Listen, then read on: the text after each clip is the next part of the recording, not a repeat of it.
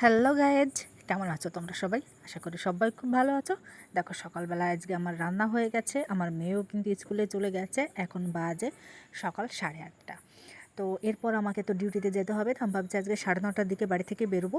তো 1 ঘন্টা আমি একটু কাজ করব, কারণ আমার একটা অর্ডার আছে। আগামীকাল একটা বিয়ে আছে রবিবারের দিন। তো সে বিয়েরও অর্ডার একটা ছিল, যে একটা ব্লাউজ করতে হবে। তো আর্জেন্ট চলে এসেছিলো, তাই ভাবছি সকালবেলায় আগে বাড়ি ডিউটিতে যাওয়ার আগে ব্লাউজটা কেটে রেখে তারপর যাব। তো আমি চলে এসেছি কাটিং করতে, 1 ঘন্টা আমার কাটিং হয়ে যাবে।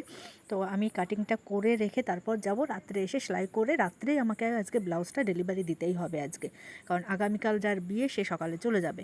তো যে প্যাটার্নটা দিয়েছিল সেই মোতাবেক আমি কিন্তু আগে পেপার কাটিং করে নিয়েছি, কারণ এটাতে না পেপার কাটিং যদি আমি না করি, সরাসরি যদি আমি লাইনিংয়ে কাটিংটা করি, তাহলে কিন্তু ব্লাউজটা একদমই ভালো হবে না।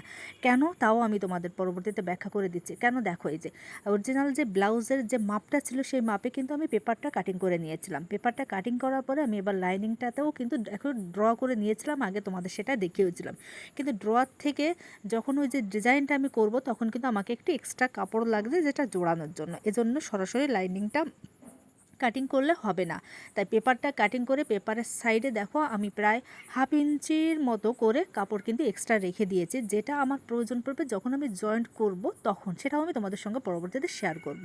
তো সেই মোতাবেক আমি দেখো প্রতিটা পার্ট করে নিয়েছি। একটা ব্লাউজের শুধু ব্যাক পার্টে এটা ডিজাইন ছিল, আর ফ্রন্ট পার্টে ছিল এমনিতেই তোমার বোট নেক মডেল ছিল। আর হাতাটা ছিল এখানে যে বাহুবলী সিনেমায় যে হাতাটা বলে, কিন্তু একটু লং না দিয়ে একটু শর্ট দিয়েছিল, 10 ইঞ্চির মতো একটা হাতা দিয়েছিল।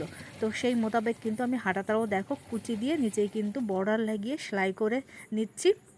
জানি না তোমাদের কেমন লাগবে, তো আমার কাছে কিন্তু ভালোই লেগেছে, কারণ বিয়ের সিজনে না এগুলো খুব চলে।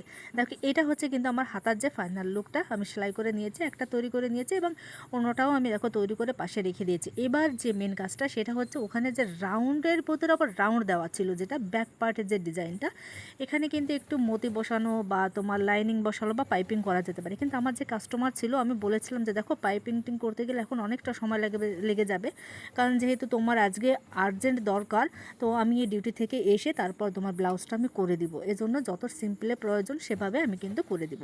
তাই দেখো ব্যাক পার্টের যেটা ছিল আমি কিন্তু কাটিং করে নিয়েছি, এবং লাইনিং এবং দুটো সেলাই করে পাল্টিয়ে দেখো আমি ইস্ত্রি করে নিয়েছি। পাল্টিয়ে নেওয়ার পরে দেখো এটা কিন্তু ফাইনাল লুক ছিল।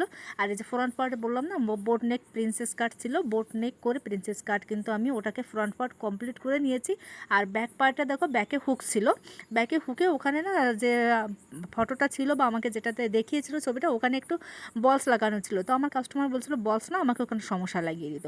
তো সমস্যা লাগিয়ে ব্যাকে হুকস দিয়ে দেখো আমি ব্লাউজটা কিন্তু ওখানে যে জয়েন্টটা ছিল পেছনে, যেটা আমি রাউন্ড করে নিয়েছিলাম, সেটা কিন্তু আমি লাগিয়ে নিয়ে এটা কিন্তু আমার ব্লাউজের লুকটা ফাইনাল লুকটা। কিন্তু এরপরে আর একটু কাজ ছিল, যখন না কি বলবো আমার ফোনের চার্জিংটা শেষ হয়ে গেছিলো, আমি ভিডিওটা করতে পারিনি।